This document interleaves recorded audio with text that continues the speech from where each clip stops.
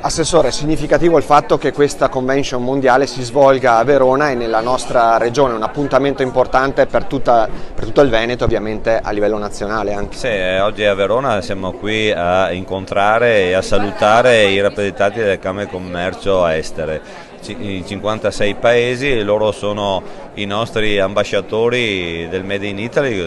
comunque delle attività produttive anche venete in tutto il mondo, quindi è solamente importante essere qui, sentire le loro opinioni e soprattutto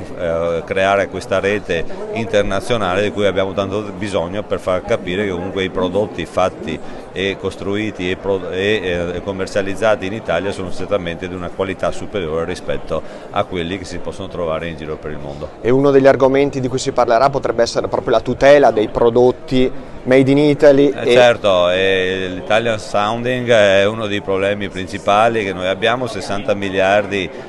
comunque di prodotti contraffatti con i nostri marchi che creano veramente un grande danno alla nostra economia, alla nostra immagine, e su questo tema io penso poi ci sarà anche l'intervento del Ministro, ma noi come Regione Veneto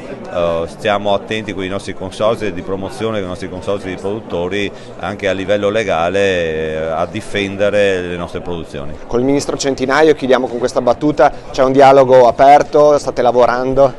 Col Ministro, con Gianmarco Centinaio c'è anche un'amicizia naturalmente per tanti motivi, ma stiamo lavorando insieme appunto perché agricoltura, turismo e produzioni e commercializzazioni siano in sinergia, e quindi sicuramente un ottimo lavoro di squadra.